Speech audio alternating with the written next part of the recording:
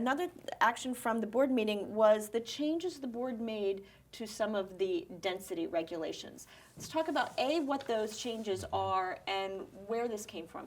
Why were these needed? Well, what we did is we did a couple of things, and first of all is we revised the definition of what we allow for our incentive programs, for bonus incentives. The definition of affordable and low to moderate income.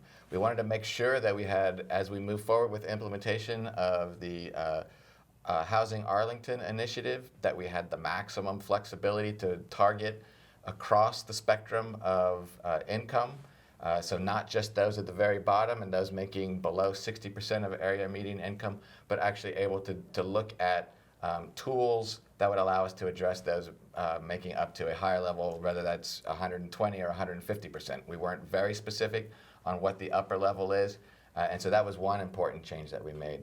We also, and it's a very technical kind of amendment, but we adjusted where we are, how we handle the maximum allowed bonus density for developers that are willing to provide affordable housing. That had a cap on it, and we frequently found that cap, where there were sites and applications that were coming in for redevelopment, where actually the community could agree there was more room on this site to actually provide more housing, but our zoning ordinance did not give us that flexibility and allow us to do that.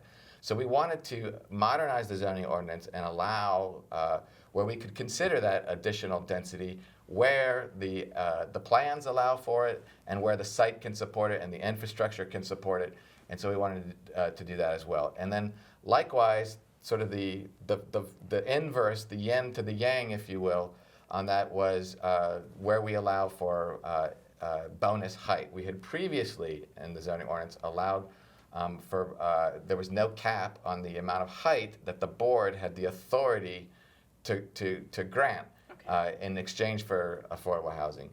And what we said is, well, if we're going to remove the cap on density, is we wanted to go ahead and tighten it up just a little bit on the height to make sure that we are consistent, that we're moving forward in a very thoughtful, planful way. Arlington, well known for our planning processes, and we didn't want to allow things to get out of hand, frankly. We know that we're going to be delivering and working on how to produce and deliver a whole lot more housing, but how we grow matters, and we want to make sure we're doing that in a way that the planning surrounds that, so that we're providing for all of the infrastructure, everything from stormwater in schools and roads and transportation facilities. All of those things all need to be accounted for in the density that we approve. Now, and on that, is then this limited to perhaps the metro corridors or certain areas, or is this countywide for any buildings in the county? Well, so the bonus density for housing provisions are available wherever it's allowed. So that's something that we found a useful tool.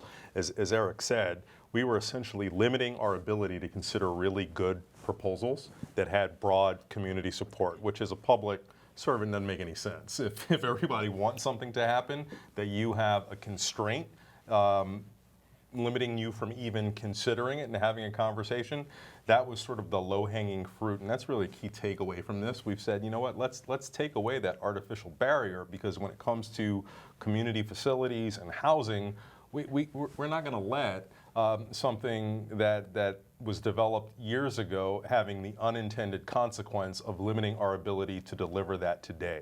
So that level of flexibility is available everywhere.